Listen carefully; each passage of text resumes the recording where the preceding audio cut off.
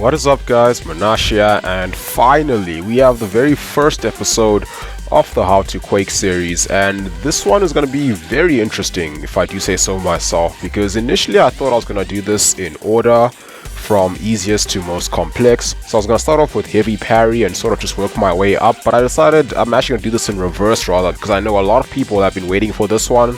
So this is going to be the heavy only How to Quake video. But rest assured, I will be covering all the other Quake playing styles in the near future, and also throwing in a lot of tips and tricks, how to bypass certain nodes, interactions, mechanics, whatever you want to call it. Also how to Quake certain champs that are a little bit more difficult, such as those who have double medium combo enders, such as Aegon, Ronin, Stealth Spidey, etc. And this one I'm just going to focus on heavy only. So basically how these videos are going to work is I'm going to make a video for each unique topic. This is how I hold my device. It's basically just a standard grip, and really it's just up to preference. You can hold it however way you want, whatever feels most comfortable for you. I actually don't play on my phone that much anymore because I prefer playing on my tablet because it's a lot faster and it's just more comfortable to play on. And also the quality is a lot better because I'm using an iPhone 6s and it's about 4 years old now. It's still pretty solid, gets the job done, it's just not as fast, and I do get occasional lag sometimes. I mean, it even has a crack going from the bottom left corner to the top center, but it doesn't really affect me, so I just haven't bothered to get it fixed yet. And I don't know if I ever will get it fixed. I might just get a new phone instead, although I also don't know when I'll get a new phone as well. I'm not playing like in the most comfortable position right now because I'm recording me playing with my iPad. So I actually have my iPad in front of me to record my phone screen. So I'm actually holding my phone a lot further than I usually would. I might not be at my best, but I still think I can work with it. Okay, and now first of all, before you carry on watching this video, I just want to say that I wouldn't recommend trying to learn this before you at least master heavy decks or Quake and Shake. And I would say you should be comfortable enough to be able to do it in stuff like Alliance War or Act 6 before you can go into heavy only, because heavy only is the most advanced playing style I've come across. It's definitely the hardest to master. Like, I actually haven't even mastered it yet. There are certain times where I just can't do it consistently, particularly when the opponent starts a combo right next to you. So let's say they get stunned right in front of you, and then once they get out of their stun, they throw a medium or a light attack before dashing back. That's usually where it's very tight to get the timing right to heavy only still. So that's usually where I'll throw in a parry or a dex, and then once they give me a bit of space, then I can sort of anticipate their actions, and that makes it a lot easier to do heavy only. And I can still do it when they throw a combo right next to me, it's just that I'm not very consistent at it, which is why I just find it safer to parry or to dex. And that's why you'll also see me occasionally drop my heavy, just so I can get enough space to react in time.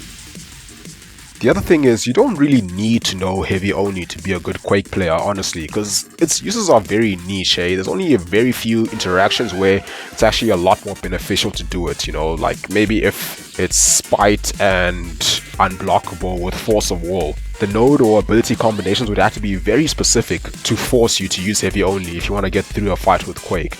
Personally, I just think it's fun because I find it extremely satisfying to pull off, you know, which is why I like doing it. And in part 4, this aspect of war, so eventually the opponent goes unblockable, and say it's Siphon as well, which means they have higher ability accuracy, so which means that I can't always rely on my concussion to bypass Spite. Maybe that's where heavy only would be beneficial for me, you know, it's stuff like that. But like I said, it's got very few actual uses. Now I want to talk about the finger work, okay? So generally when you're quaking, your right finger spends most of the time on the screen. And with heavy only, it spends even more time on the screen because you're not going to be dexing, so there's less of that break, you know, in between your evades.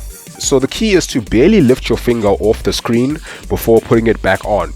In a way, it's sort of like inverted tapping, because what you're doing is you're basically tapping air by lifting your finger off the screen, then you're pushing it back down on the screen immediately after evading, because you want to have your finger off the screen for as little time as possible.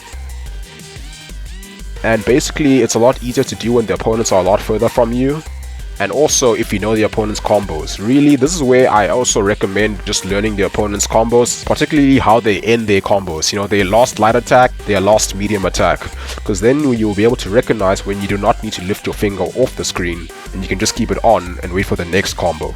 So you see there, when I actually reapply the heavy, my right thumb barely spends much time off of the screen, you know. I actually basically just try to take it off and put it back on as quickly as possible.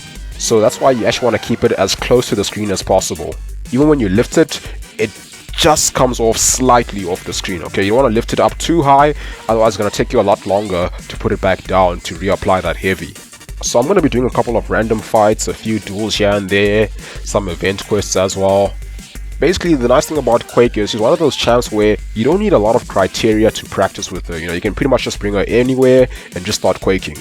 Like the early chapters in Uncollected, I'd probably be using a 3-star or 4-star Quake, because you don't want the fights to be too quick. You know, you also want to be able to do some aftershocks. And also what I like about doing quests like Uncollected is that they give you a lot of variety in terms of the amount of champions you can face, you know.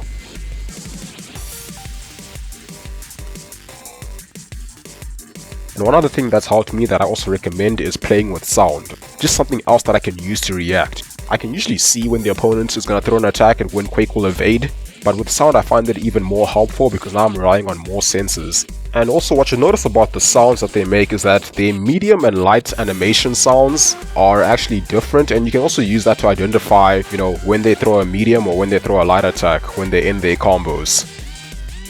So yeah, usually it takes me, like when a new champ will come out, I usually just need to fight them a few times. And once I'm very familiar with their combo enders and their animations in general, that's when I can start heavy only. Domino is one of those champs that I'm actually used to heavy only quaking a lot, because I fight her on part 4 quite often and she's usually on the first node with Spite, and I actually prefer using heavy only to deal with Spite against Domino, because I feel like, you know, the timing is a lot easier for heavy only than to actually get the parrying right, because the double mediums and her timing can throw me off sometimes. It's a little bit weird. I usually don't have any problem if I'm just parrying her or if I'm just dexing her, but to bypass Spite I feel like heavy only for me personally is the safest, because sometimes I can actually dex whilst concussion is active and will still trigger Spite. So yeah. So I always like to start off my fight by holding the heavy position. So, you know, whilst the champs are running at each other, that's when I push down on my screen, and Quake will always evade that first hit that the opponent throws. And this is also the key to quaking Domino without any synergies, because her ability accuracy reduction does not work on abilities that trigger at the start of the fight.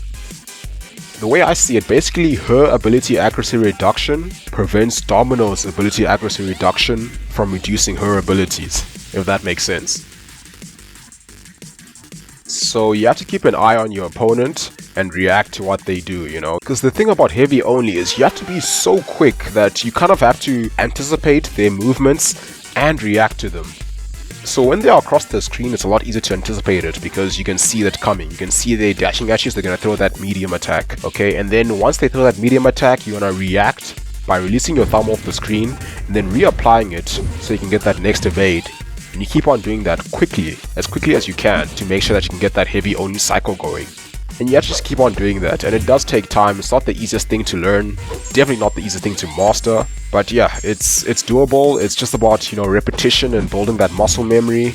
If you've been doing this for weeks and you can't get it down, like, don't get discouraged. You know, it does take quite a bit of time. It took me quite a bit of time as well to you know, be able to heavy only 3 combos in a row.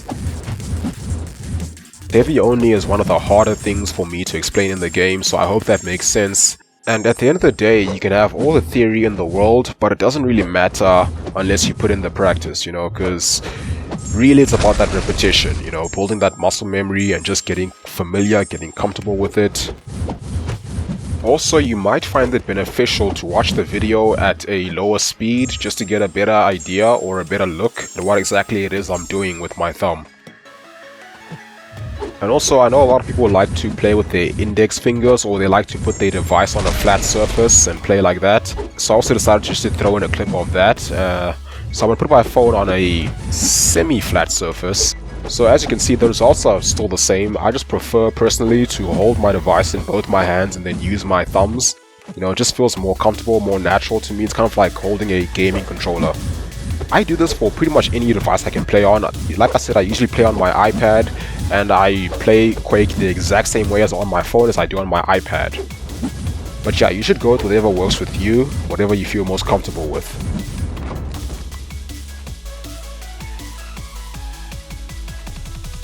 And personally for me, one aspect I love about this game is just the skill cap in general.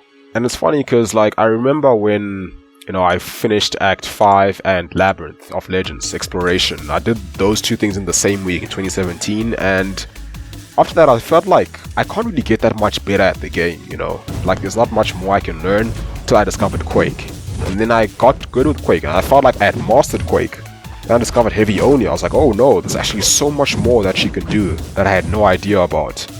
And that's just one aspect of the game that I love, you know? Just the idea that I can keep on getting better and better. Okay, so yeah, that's gonna do it for this episode of How to Quake. I hope you guys found it useful. Please feel free to like, subscribe, and share it with your friends and all that good stuff. You know, it'll really help me out, so I'd really appreciate that. And yeah, also just leave a comment letting me know if there's something you want me to talk about specifically, or something that you think I can improve and how I'd showcase the hand cam. Because the last time I made a video like this, I actually made the hand cam the small window at the bottom right. So I thought this would be better, so you can have a better view of what I'm actually doing and how I'm interacting with the screen. Please just bear with me because these videos do take significantly longer to make than my usual videos, and I'm pretty busy during the day, so I usually only have time to make these in the evenings. And also, because it's Quake, my favorite champ, I want to make them as best as I can, you know. But yeah, besides that, thank you so much for watching, have a wonderful day, and I'll see you soon.